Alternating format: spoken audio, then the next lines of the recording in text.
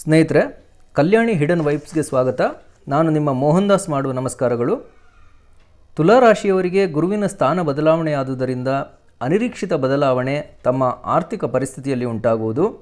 ಅಂದರೆ ಸಾಲ ಲೇವಾದೇವಿ ವ್ಯವಹಾರದಲ್ಲಿ ಕೂಡ ಬದಲಾವಣೆಯನ್ನು ಕಾಣುವಿರಿ. ಗುರುವಿನ ಪ್ರಭಾವದಿಂದ 8ನೇ ಮನೆಯಲ್ಲಿದ್ದುದರಿಂದ ನೀವು ತುಂಬ ಜಾಗರೂಕತೆಯಿಂದ ಆರ್ಥಿಕ ಪರಿಸ್ಥಿತಿಯನ್ನು ಹಿಡಿತದಲ್ಲಿಟ್ಟುಕೊಂಡು ತುಂಬ ಜಾಣ್ಮೆಯಿಂದ ಎಲ್ಲವನ್ನು ನಿಭಾಯಿಸುತ್ತೀರಿ. ಈ ವರ್ಷವು ತುಲಾರಾಶಿಯವರಿಗೆ ಜೀವನವು ತುಂಬಾ ಪ್ರೀತಿ ಹಾಗೂ ಪ್ರಣಯಪೂರ್ವಕವಾಗಲಿದೆ. ಮನೆ ಮತ್ತು ಉದ್ಯೋಗ ಮಾಡುವ ಸ್ಥಳದಲ್ಲಿ ಬಹಳ ಧನಾತ್ಮಕ ಪರಿಸರವನ್ನು ಕಾಣುವಿರಿ. ಹಾಗೆಯೇ ಇದರಿಂದ ಹೊಸ ಹೊಸ ಸ್ತರದಲ್ಲಿ ಗುರುತಿಸಲ್ಪಡುವಿರಿ. ನಿಮ್ಮ ಆದಾಯದಲ್ಲಿ ಹೆಚ್ಚಿನ ಗಳಿಕೆ, ಬಂಡವಾಳದ ಹೂಡಿಕೆಯಲ್ಲಿ ಹೆಚ್ಚಳ, ಎಲ್ಲದಕ್ಕೂ ಉತ್ತೇಜನ ಸಿಗುವುದು. ಆದರೆ ಇವೆಲ್ಲವಕ್ಕೂ ಒಂದು ಒಳ್ಳೆಯ ಆರ್ಥಿಕ ಸಲಹೆಗಾರರಿಂದ ಸಲಹೆ ಪಡೆಯುವುದು ಉತ್ತಮ. ಏಕೆಂದರೆ ಪ್ರತಿ ಹೂಡಿಕೆಯು ಅಪಾಯದ ಅಂಚಿನಲ್ಲಿದ್ದುದರಿಂದ ಎಚ್ಚರಿಕೆ ವಹಿಸಬೇಕಾಗಿ ಬರುವುದು. ದಿಢೀರಂಥ ಅದೃಷ್ಟದ ಯೋಗವೂ ಇದೆ. 2025ರಲ್ಲಿ ಇನ್ನೂ ಉತ್ತಮ ಯೋಗಗಳನ್ನು ನಿರೀಕ್ಷಿಸಬಹುದು. ಆದರೆ ಆರೋಗ್ಯದಲ್ಲಿ ವ್ಯತ್ಯಾಸವಾಗುವುದು. ತುಂಬ ಎಚ್ಚರಿಕೆಯಿಂದಿರಬೇಕು. BP, ಕೊಲೆಸ್ಟ್ರಾಲ್, ಆಸ್ತಮಾ ಇರುವವರು ಆಗಾಗ ತಪಾಸಣೆ ಮಾಡಬೇಕಾಗಿ ಬರುವುದು. ಮನಸ್ಸು ಆಗಾಗ ತಳಮಳಿಸುವುದು. ವ್ಯಾಕುಲ ಚಿತ್ತರಾಗುವಿರಿ. ಜಾಸ್ತಿ ಸಾರ್ವಜನಿಕವಾಗಿ ಇರದಿದ್ದರೆ ಒಳ್ಳೆಯದು. ಮಕ್ಕಳ ಸಣ್ಣ ಪುಟ್ಟ ವಿಚಾರಕ್ಕೂ ಜಗಳ ಬರಬಹುದು. ಇದೆಲ್ಲವುದರಿಂದ ಮುಕ್ತಿ ಪಡೆಯಲು ತಂತ್ರಮಂತ್ರಗಳ ಮೊರೆ ಹೋಗುವಿರಿ.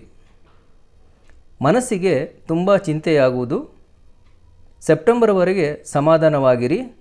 ನಂತರ ನಿಮ್ಮ ಆಸೆ ಯೋಜನೆಗೆ ಸರಿಯಾದ ಸಮಯ ಬರುವುದು. ಆದರೆ ಡಿಸೆಂಬರ್ನಲ್ಲಿ ಪುನಃ ಸ್ವಲ್ಪ ಹುಷಾರಾಗಿರಿ. ಎಲ್ಲ ಕೆಲಸ ಕಾರ್ಯಗಳನ್ನು ಅಂದರೆ ಪ್ರತಿಯೊಂದು ಹೆಜ್ಜೆಯನ್ನು ನೋಡಿಕೊಂಡು ಇಡಬೇಕು. ಈ ವರ್ಷ ತುಲಾರಾಶಿಗೆ ಗುರುವು ಅಷ್ಟಮದಲ್ಲಿ ಬಂದಿದ್ದಾನೆ. ನಿಮಗೆ ಮನೆಯಿಂದ ದೂರ ಹೋಗುವ ಆಲೋಚನೆ ಬರುವುದು. ಕೆಲಸ ಮಾಡಲು ಅಥವಾ ತಿರುಗಾಡಲು ವಿದೇಶಕ್ಕೆ ಹೋಗಬೇಕೆಂದು ತೋರುವುದು. ಸ್ವಲ್ಪ ನಿಧಾನ ಮಾಡಿ.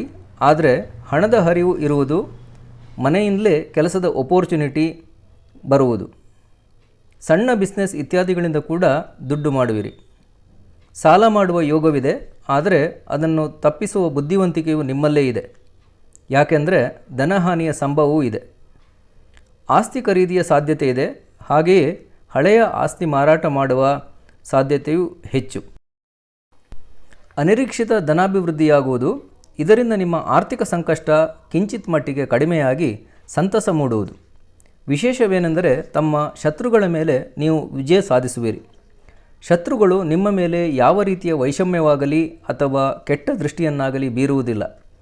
ಇದರ ತೊಂದರೆಗಳಿಂದ ದೂರವಾಗುವಿರಿ. ನೀವು ಈ ವರ್ಷ ಜ್ಞಾನಾರ್ಜನೆ ಮಾಡುವಿರಿ. ವೇದಶಾಸ್ತ್ರ ಓದಿ ಅದರಲ್ಲೇನಿದೆ, ಜ್ಯೋತಿಷ್ಶಾಸ್ತ್ರ ಏನು ಎಲ್ಲವನ್ನು ತಿಳಿಯಲು ಪ್ರಯತ್ನಿಸುವಿರಿ. ನಿಮ್ಮ ಜೀವನ ರೀತಿಯಲ್ಲಿ ಬದಲಾವಣೆ ಬರುತ್ತದೆ. ಬದಲಾವಣೆ ಯಾವಾಗಲೂ ಒಳ್ಳೆಯದು. ಉತ್ತಮ ರೀತಿಯ ಬದಲಾವಣೆ ಯಾವಾಗಲೂ ಒಪ್ಪಿ ಮುಂದುವರಿಯಬೇಕು. ಧ್ಯಾನ ಮಾಡಿ, ಪ್ರಾಣಾಯಾಮ ಮಾಡಿ ಮಾನಸಿಕ ಶಾಂತಿ ಕಂಡುಕೊಳ್ಳುವಿರಿ. ಗುರುಗಳ ದೇವಸ್ಥಾನಗಳಿಗೆ ಆಗಾಗ ಭೇಟಿ ನೀಡಿ ಸೇವೆ ಮಾಡಿ, ಗಣಪತಿಗೆ ನೈವೇದ್ಯ ಮಾಡಿ, ಹನುಮಾನ್ ಚಾಲೀಸ ಪಠಿಸಿ. ಒಳ್ಳೆಯದಾಗಲಿ, ಶುಭವಾಗಲಿ. ಸ್ನೇಹಿತರೆ, ಕಲ್ಯಾಣಿ ಹಿಡನ್ ವೈಬ್ಸ್ನ ಎಲ್ಲ ವಿಡಿಯೋಗಳನ್ನು ವೀಕ್ಷಿಸಿ, ಲೈಕ್ ಮಾಡಿ, ಶೇರ್ ಮಾಡಿ. ಸಬ್ಸ್ಕ್ರೈಬ್ ಮಾಡಿದವರು ಸಬ್ಸ್ಕ್ರೈಬ್ ಮಾಡಿ. ಧನ್ಯವಾದಗಳು. ನಮಸ್ಕಾರ.